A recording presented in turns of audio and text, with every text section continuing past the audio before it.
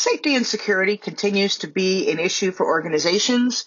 Workplace safety, first of all, regarding things like OSHA, which is Occupational Safety and Health Administration, requiring us to make sure we have safe processes and manufacturing environments, and even service environments for employees. If we work at a service industry, we still can have stress and we can still have repetitive motion injuries and things like that.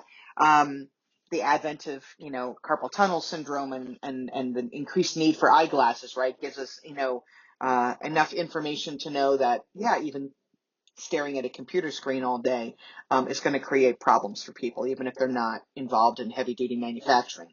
So workplace safety includes, obviously, safety in terms of work process, but it also includes things like terrorism and acts of God, which basically are like tornadoes and hurricanes and things like that. And with climate change, whether or not you believe in it, what we do know is that there are increases in hurricane damage and stronger storms, and there are increases in tornadoes, and the season for tornadoes is growing, and we have more tsunamis and more of this and more of that. We have a lot more wildfires, right? I mean, the last 2 years, in Canada, having the wildfire problems has been a big issue. So these acts of God are basically things that are happening here because of weather changes and other sort of things. Some of it you may believe is man contributes to, humans contribute to, and some of you may not believe that. And regardless of whether or not you believe it, it's still a concern. If you think it's naturally occurring, great. It's still an issue, and we still need to address it. So there's that acts of God thing, and then violence. Violence has been a big issue in the workplace for probably upwards of 20 to 30 years, but it is growing more and more. We see it with, school shootings and workplace shootings and shootings in nightclubs and concerts and things like that. The violence increases, and now add to it, political violence, and we know it. We know it's happening, regardless of what side of the continuum we're on. We definitely can see that violence is on an upswing, and we need to make sure that we are keeping our employees safe. So organizations are working hard to make sure that, political topics are managed well in the workplace and that they're not a topic of conversation, that we address them appropriately.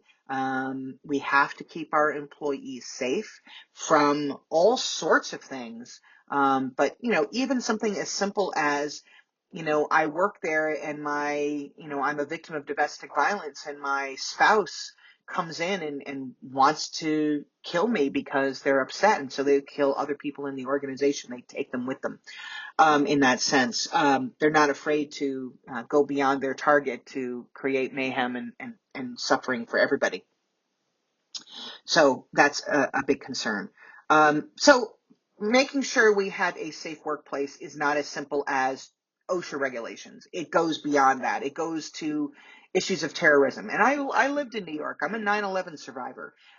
Terrorism is a scary thing, and anybody that's served in the military understands, right, the acts of terrorism and how it comes about creating problems for us.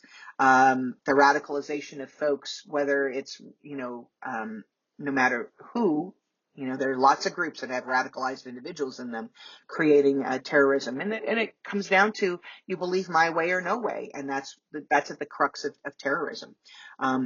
And of course, and violence as well, in all of that. So our job is to do the best we can to keep people safe in the workplace, no matter what. Record storage is, of course, important between cybersecurity and cloud storage and offsite storage for things. One of the big issues for a lot of the companies in the World Trade Center towers, 20 odd years ago when they collapsed, was a lot of their record storage, surprise, surprise, was on site. Like, why would you do that? And so storing your things off site makes sense. And finding secure places to keep things off site makes sense. And this way, whether it's the cloud or whether it's, in paper storage in a box somewhere, keeping our records safe is key. And that's a big part of cybersecurity too, which I won't get into. We did talk about safety and security in terms of protecting intellectual property as an issue, and we talked about that before with technology, so I won't go into that in any more detail. And then lastly, Homeland Security. It's still a big issue. Homeland Security, it still has the right to, record people, to work in conjunction with the CIA and the FBI on domestic terrorism and foreign terrorism and things like that. And we have to be in compliance with Homeland Security with respect to who we hire, when we hire them, following the rules in terms of visas and things like that, and staying on top of people when their visas expire and making sure we take care of that. And I worked for a company that had a lot of people on visas, workplace visas, and we needed to make sure that that was managed well. So just so you know. Okay, so now we're going to talk a little bit about jobs and work and what's the difference between the two. We talk about I have a job, I'm going to work, I'm going to my job. What's the difference? Work is the actual effort that we engage in to produce results, whatever it is, whether it's manufacturing or service results, whatever effort we put into creating that is considered work. And we all do work. Some work requires different skills, but we all do work. Then there's jobs, and jobs are how we classify tasks and duties and responsibilities together. And so my work, the effort that I put into accomplishing results needs to be guided by the tasks and duties and responsibilities of the job title that I have. So work is divided into different types of jobs. So let's say we need to manufacture a thing. Well, we have multiple jobs needed in order to be able to manufacture those things. And so we have different job titles and different job classifications and different job skills and requirements around that for each aspect of the work process.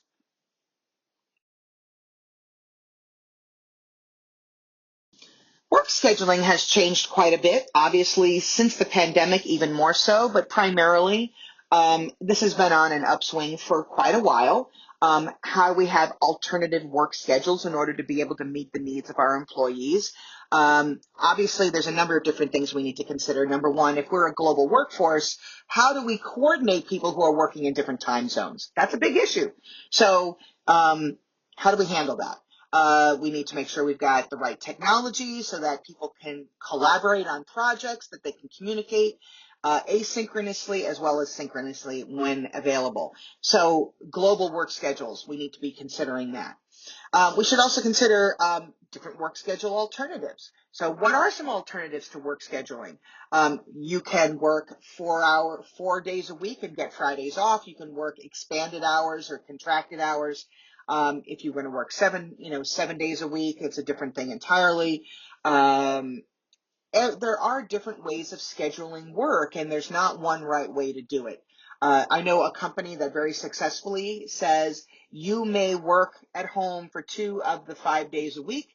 Everybody needs to be in the office on Wednesdays, and the other day you need to be in the office. So you get to choose which 2 days you're going to be home, which 2 days you're going to be on site, and everybody's there for a common day to make sure we get collaboration and work. And this way, it gives people some flexibility to feel like, well, I want to be at home today. I don't want to go in. I can get my job done here. And at the same time, they will also be there when they need to be in terms of collaborating with others. Because virtual work misses some of the water cooler conversations that we used to have. And we call that water cooler because we don't have water coolers anymore, but we used to, where people would gather around and they would chit chat or around the coffee pot, whatever it is. And we don't get that same opportunity when people are working virtually. Other things that we can do in terms of work schedules is shift work, right? Where people can work certain shifts, and we work day shifts and afternoon shifts and evening shifts, overnight shifts. And there are pros and cons to doing those, but there are different options for the way work gets done. Compressed work weeks, we talked about having a compressed week where I only work Monday through Thursday and I'm only a half day on Friday, or I work Monday, Tuesday, Wednesday, 12 hours each day, so that I don't work Thursday and Friday at all. And every company has different needs, and every job type also has different needs. For example, nurses might work, or healthcare professionals might work 12-hour shifts. In which case 12-hour shifts is already 36 hours. It's almost what we call a standard work week, which is usually about 40 hours or 37 and a half hours, depending on how you account for lunches and things like that. So those sorts of things vary. A lot of people doing that, and it's a boost for people.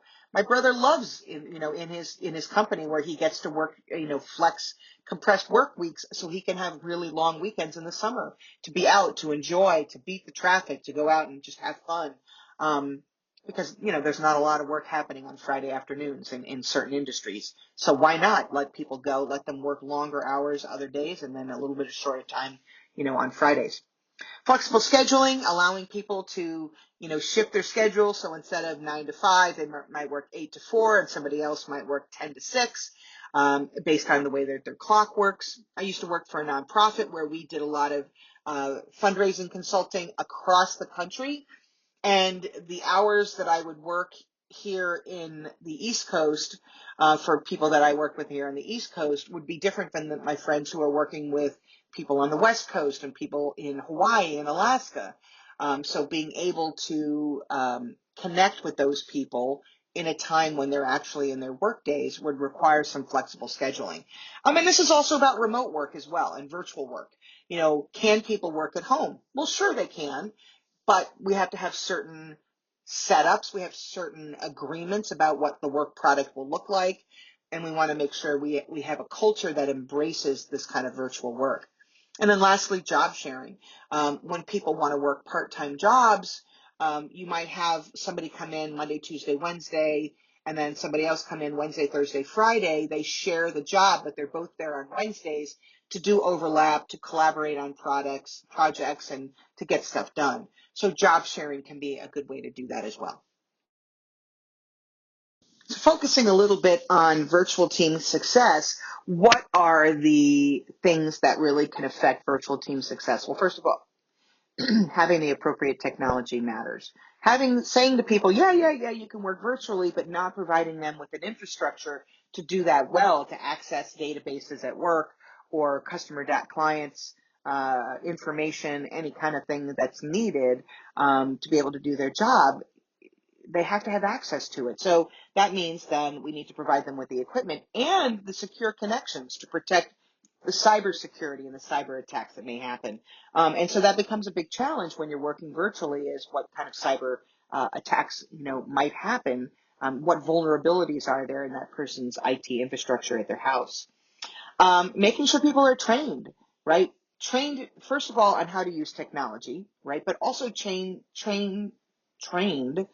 on how to work effectively in a virtual context. This is where the advantage of people that who are good workers, who have the skills that they need, but also do MMORPGs, would be really lovely to have, right? Because they've already learned how to sit on with a headset and how to collaborate in real time with others to make sure we're managing resources and our time and talents well. So we can train them, but also, hiring people who, when we know basically have those skills, is important. And then, of course, the virtual management. It's easy to forget your virtual workers because they're not on site. So we need to train managers how to better manage a virtual workforce. That's hard. And then how do we plan and manage our tasks so that we are collaborating appropriately? Now, the company I told you that has people working 3 days a week on site and 2 days off with a common day for everybody, they do a really nice job of making sure they have software systems like Notion and Slack and things like that, where people can regularly communicate with each other. So they plan and manage their tasks in a virtual environment that everybody has access to, whether they're on site or off site. And then how do we coordinate and conduct virtual meetings? And they're different. Coordinating and conducting virtual meetings is very different from doing it in a face-to-face context. Why? Because people get bored, because people can multitask, people are going to check out, they're not listening. So you have to keep people engaged. in those virtual meetings. So there's lots of things to think about, but making sure people are engaged is a really big, important key.